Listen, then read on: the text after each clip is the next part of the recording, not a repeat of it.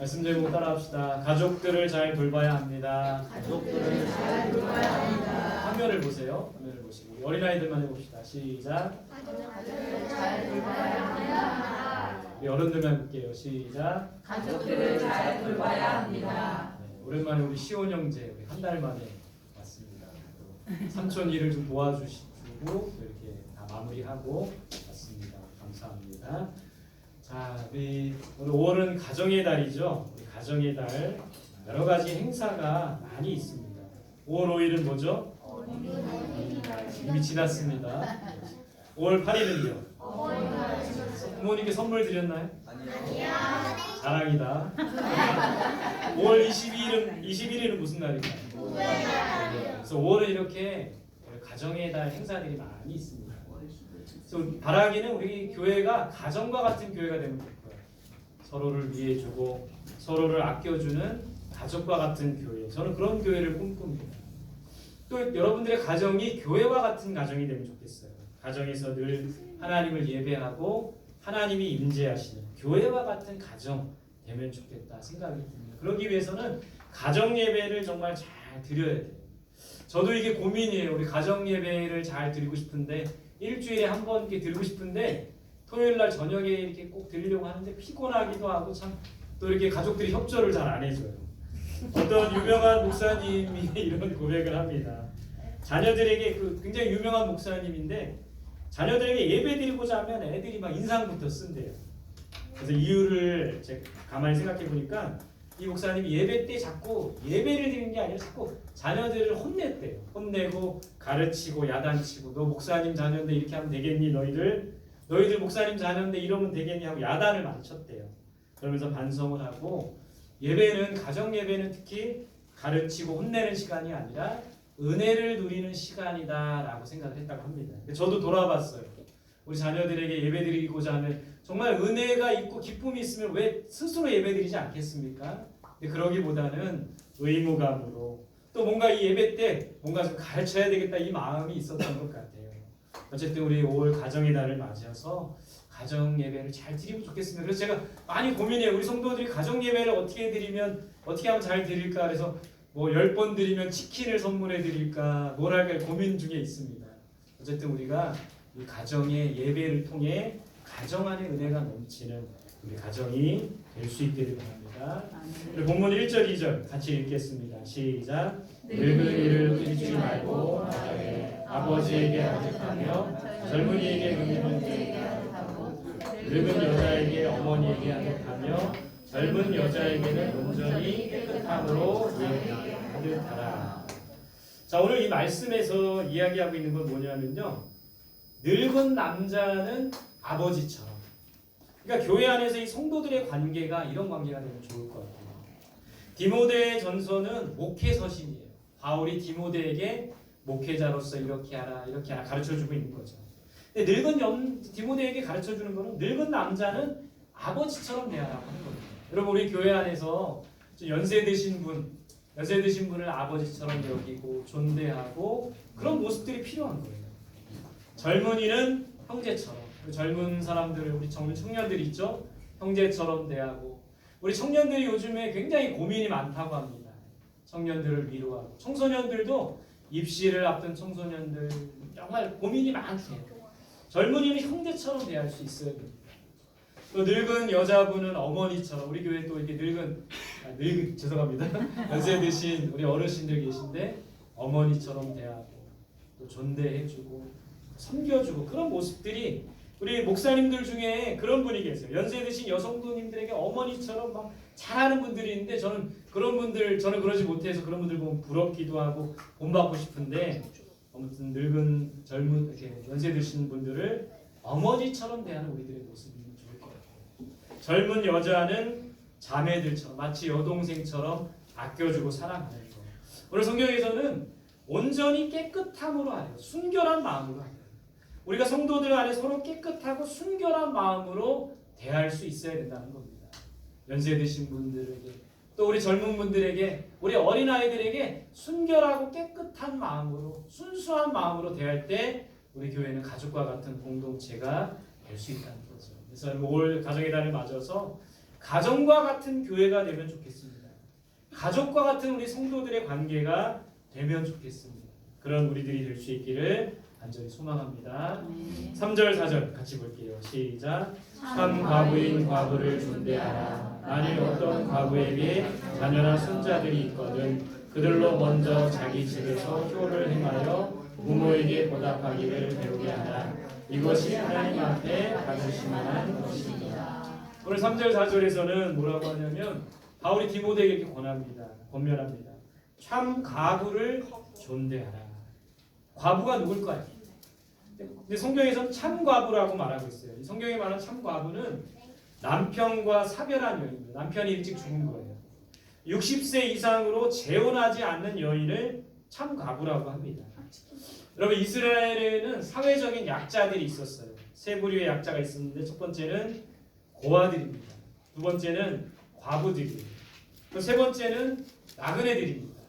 그러니까 고아는 부모가 없는 사람들이죠. 과부는 남편이 없는 사람들입니다. 나그네는 집이 없는 사람들이에요. 고아와 과부, 나그네 이런 사회적인 약자를 돌보아 주라고 가르치고 있어요. 성경에서. 그래서 여호와께서 나그네를 보호하시며 고아와 과부를 붙드시고 악인들의 기름 붓게 하시는구나. 그러니까 나그네와 고아와 과부를 잘 돌보라고 말씀하셨다는 겁니다. 여러분 우리 대한민국의 사회적인 약자 어떤 사람들이 있을까요? 독거 노인들이 있겠죠. 혼자 아무도 찾지 않는 할머니의 여름. 혼자 계신 이 노인들 아프고 또 끼니도 잘 챙기지 못하는 이런 독거 노인들이 또 있습니다. 또 우리 주변의 사회적인 약자는 누구예요? 빈곤층, 가난한 사람들이죠. 배고픈 사람들이죠. 이런 사람들이 있어요. 또 우리 주변의 사회적인 약자, 돌봐야 될 사람 누가 있습니까? 장애인들이죠. 돌봄이 필요하고 여러 가지 도움이 필요한 사람들이 있습니다. 또 우리 주변에 이런 사람들도 있어요. 소년, 소녀 가정 그림에서 보지만 이 학생인데 할머니나 동생을 돌보기 위해서 생계를 책임지고 일을 해야 되고 한참 공부해야 될 나이에 이렇게 일을 하면서 생계를 꾸려나가는 소년, 소녀 가장들도 있습니다. 또 외국인 근로자들도 있죠. 다문화 가정, 외국인 근로자들이 우리 한국에 와서 또 이제 가정이 와가지고 또 우리나라 사람인데 이제 외국인 여자분들하고 결혼해가지고 다문화 가정을 이루는 그런 약자들, 그런 돌봄이 필요한 자들이 있다는 거예요. 이런 약자들에 대한 1차적인 책임, 독거 노인들이나 소년, 소녀 가장, 또 여러 가지 빈곤층, 결핍이 있고 장애인들, 결핍이 있고 도움이 필요한 사람들에 대한 1차적인 책임은 누구에게 있을까요? 1차적인 책임은 가족들에게 있는 겁니다. 가족들이 돌보지 않아서 홀로 외롭게 사시는 분들이 있습니다. 가족들이 책임지지 않아서 그 책임을 떠안고 살아가는 우리 청소년들이 있는 겁니다.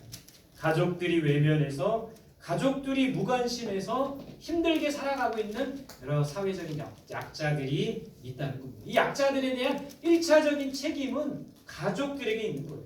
그래서 오늘 성경에 보면 과부에게, 아까 참 과부에게 자녀나 손자들이 있거든 그들이 자기 집에서 효를 행하도록 가르치라고 권면하고 있습니다. 효를 다하면 독거 노인들이 많이 줄 거라고 생각이 듭니다. 그들이 부모에게 보답하기를 배우라. 여러분 우리는 부모에게 보답할 수 있어야 돼요. 생각해 보십시오. 우리가 어릴 때는 부모가 어떻게 해주었습니까? 우리 기저귀 갈아주고 씻어주고 업어주고 안아주고 먹여주고. 근데 우리 자식들은 크잖아요. 그 부모를 이렇게 돌보지는 않는 거예요.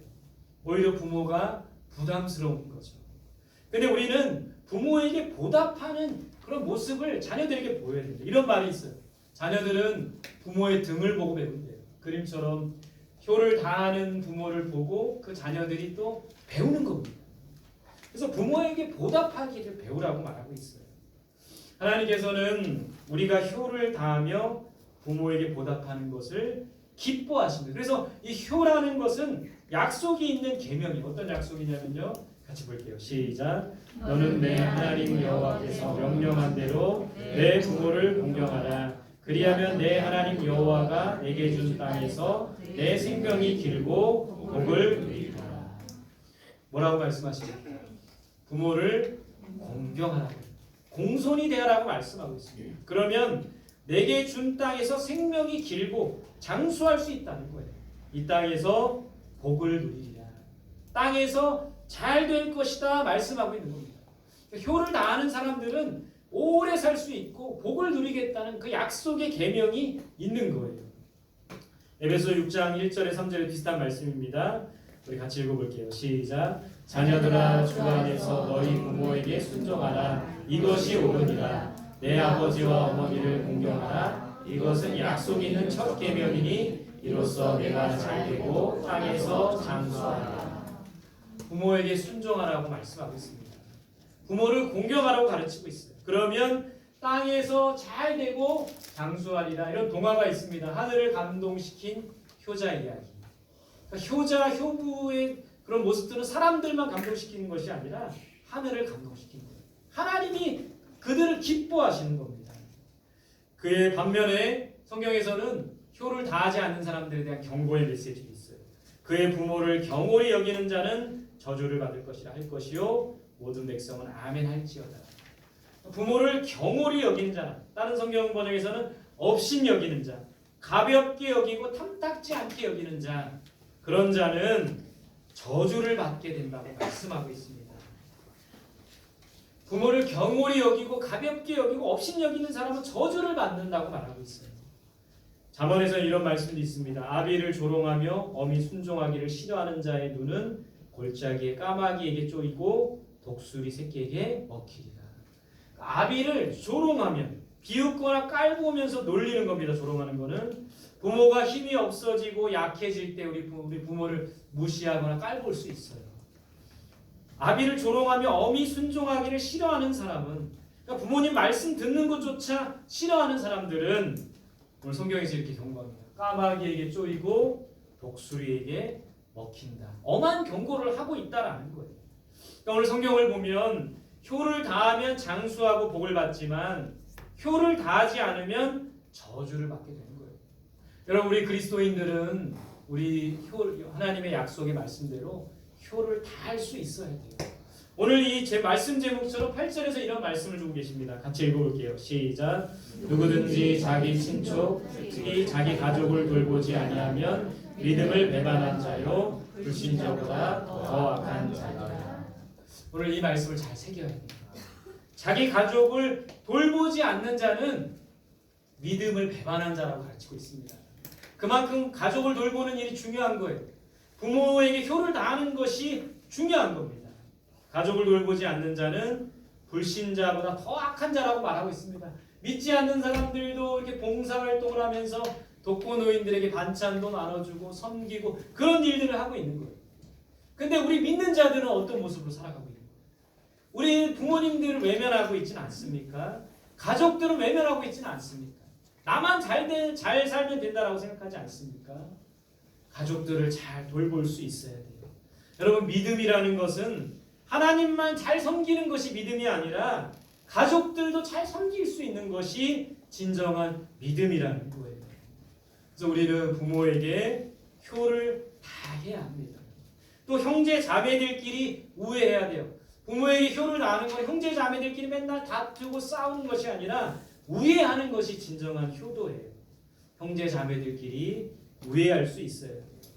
그러기 위해서 정말 필요한 것은 무엇일까요?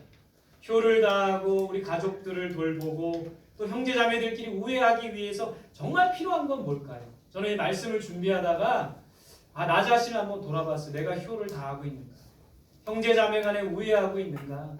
가족들을 정말 알뜰살뜰 잘 돌보고 있는가? 그러지 못한 저의 모습을 봤어요. 그러면서 이 말씀을 정리하면서 정말 그러기 위해서 필요한 것은 뭘까 고민하다가 생각해 보니까 그건 사랑이더라고요.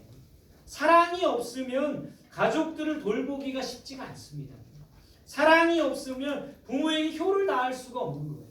사랑이 없으면 형제가 우애할 수 없다라는 것을 깨닫게 되었어요. 그러니까 우리에게 하나님의 사랑이 충만하게 있어야지만 효를 다할 수가 있고 가족도 돌볼 수가 있고 형제 자매 간에 우애할 수가 있는 거예요. 여러분, 우리 가족들이 나에게 정말 나를 지금까지 돌봐주고 부모님들이 나를 돌봐주고 잘하기도 했지만 또 가족이라는 것이 또 나에게 상처를 준 그런 대상이기도 한 거예요. 그래서 효를 다하자고 하면 이렇게 말하는 사람들이 있습니다. 부모님이 저에게 해주신 게 없는데요? 라고 말하는 사람이 있어요. 형제끼리 우리 자매끼리 우애합시다. 자녀 우리 자매가 형제가 우리 형이 누나가 더 나에게 상처를 줬는데요. 이렇게 말하는 사람들이 있더라고요. 여러분 정말 그런 분들에게 효를 다해야 합니다. 그런 사람들에게 가족들을 돌봐야 합니다 하는 거는 정말 쉽지 않은 일이에요. 가혹한 것일 수 있습니다. 나에게 상처를 주는 그 가족들을 돌봐야 된다. 이거는 정말 그 사람에게는 큰 상처고 큰 아픔이라는 거죠. 그럼에도 불구하고 우리는 하나님의 사랑을 입은 자들이죠. 그 하나님의 사랑이 빚진 자이기 때문에 빚을 갚아나갈 수 있어야 되는 거예요. 요한일서 4장 11절 이렇게 말하고 있습니다. 같이 읽어볼게요. 시작. 사랑하는 자들아 하나님이 이같이 우리를 사랑하셨은즉 우리도 서로 사랑하는 것이 마땅하도다. 하나님의 사랑으로 우리가 사랑하는 거예요. 하나님의 사랑으로 우리 이웃을 사랑하는 겁니다. 하나님의 사랑으로 우리 가족을 사랑하는 거예요. 하나님의 사랑으로 원수까지도 사랑할 수 있는 거예요. 결국에 우리에게 필요한 건 정말 사랑이더라고요. 사랑이 없으면 효도하는 것도 의무감이에요. 사랑이 없으면 가족들을 돌보는 것도 의무감뿐인 거예요. 그러니까 우리가 구해야 될 것은 사랑입니다. 하나님의 사랑으로 충만할 때 가족도 돌볼 수 있고 효를 다할 수도 있다는 거예요. 여러분 우리가 그 하나님의 사랑으로 충만한 우리들이 될 수 있기를 간절히 소망합니다. 여러분 우리 남편이 이제 부부간에도 마찬가지입니다. 하나님의 사랑이 있어야지만 남편이 매일 부인에게 상처를 주고 아픔을 줬는데 그 남편을 사랑하라고 한다면 어떻게 사랑할 수가 있겠습니까? 하나님의 사랑이 우리 안에 충만히 거하면 그런 남편까지도 사랑할 수 있는 게 바로 사랑이라는 것이죠. 우리에게 정말 필요한 것은 하나님의 사랑이라는 거예요. 하나님의 사랑으로 충만한 우리 성도들이 될 수 있기를 바랍니다. 아멘. 오늘 말씀의 결론입니다. 가족들을 잘 돌보기 위해서는 어떻게 될까? 첫 번째는 따라합시다. 가족들을 위해 기도하기. 가족들을 위해 기도하기. 날마다 우리가 여러분 가족들을 위해서 기도하고 사랑의 마음을 구해요. 사랑과 긍휼이 있어야지만 가족들을 품고 사랑할 수가 있습니다. 가족들을 위해 기도할 수 있기를 바랍니다. 두 번째 따라합시다. 가족들에게 연락하기. 가족들에게 연락하기. 우리 부모님들에게 우리 부모님들이 또 떨어져 계시고 멀리 계시고 아프시고 하면 가족 잘 연락을 못하는 경우가 있는데 좀 연락을 하면 좋을 것 같아요. 어느 날 저희 아들이 제 핸드폰을 보고 제 아들이 엄마한테 전화를 해야 되는데 제 핸드폰을 보더니 엄마한테 전화를 하는 거예요. 저에게 엄마는 누굽니까? 아들에게 할머니죠. 그러니까 전화를 받으시니까 웬일이냐 이러시더라고요. 그러니까 제가 잘 전화를 안 드렸더니 저희 아들이 자기 엄마한테 전화했는데 우리 엄마한테 전화를 한 거예요. 그래서 통화를 했던 기억이 나는데 여러분 정말 우리 부모님들에게 자주 연락할 수 있어요. 우리 부모님들이 아프시고 이제 병약하시고 또 이제 우리가 여러분 효를 다하려고 마음 먹으면 또 어느샌가 부모님이 안 계신 경우가 있는 거예요. 그죠? 계실 때 효를 다해야겠죠. 그래서 자주 가족들에게 연락할 수 있어야 됩니다. 형제들끼리도 무슨 일이 있어야지만 꼭 연락을 하는데 그러지 말고 자주 연락하는 이 가정의 달이 되었으면 좋겠습니다. 세 번째 따라합시다. 가족들을 위해 희생하기. 가족들을 위해 희생하기. 여러분 우리 그리스도인들이 참 억울한 게 맨날 우리만 희생하잖아요.